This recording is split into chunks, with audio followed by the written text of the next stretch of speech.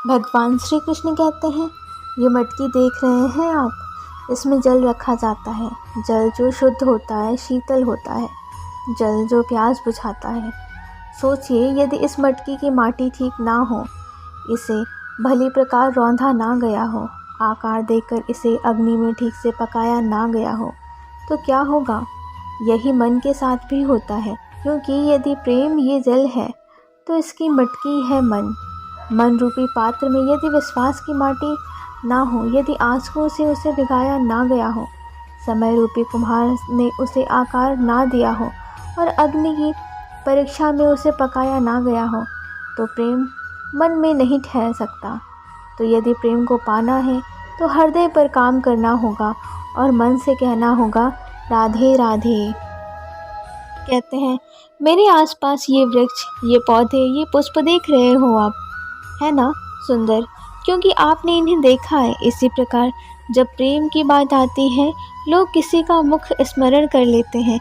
ऐसी आंखें, वैसी मुस्कान, तिरछी भ्रुकुटी, घने केश, पर क्या यही प्रेम का अस्तित्व है?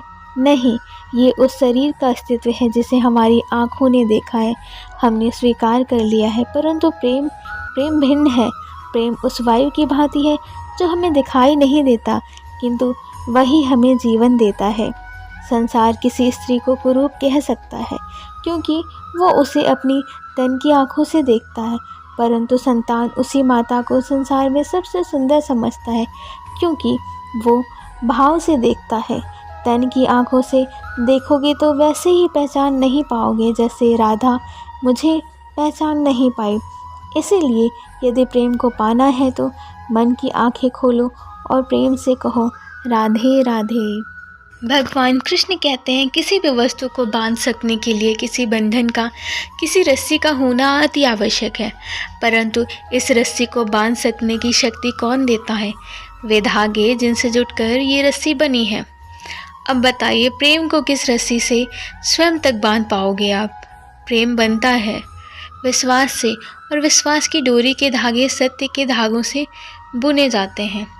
अब प्रश्न ये उठता है कि सत्य क्या है? वो जो हमने देखा है, वो जो हमने सोचा नहीं।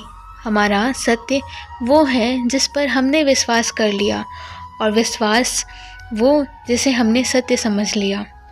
वास्तव में सत्य और विश्वास एक ही सिक्के के दो छोर हैं। जहाँ सत्य नहीं वहाँ विश्वास की नींव नहीं, और जहाँ विश्वास नहीं वहाँ सत्य अपना धरातल खो देता है। तो यदि किसी का सत्य जानना है तो विश्वास कीजिए, प्रेम का धरातल बन जाएगा और मन प्रसन्न होकर बोलेगा, राधे राधे।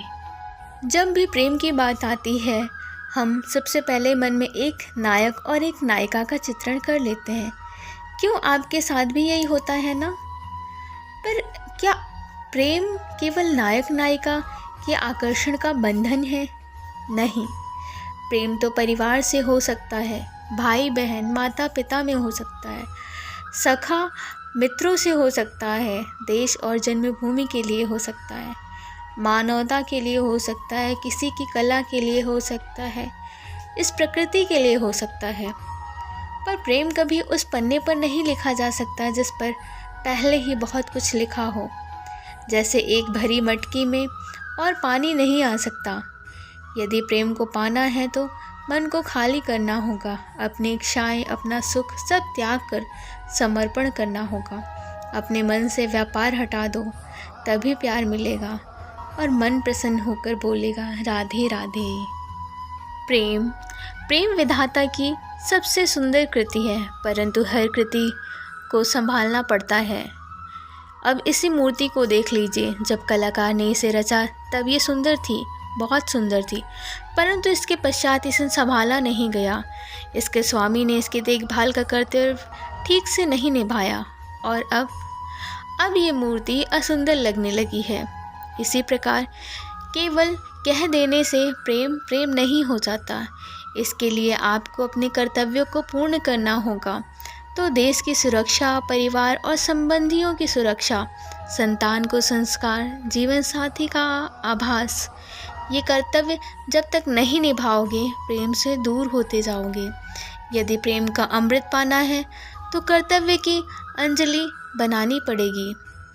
और मन से कहना होगा राधे राधे।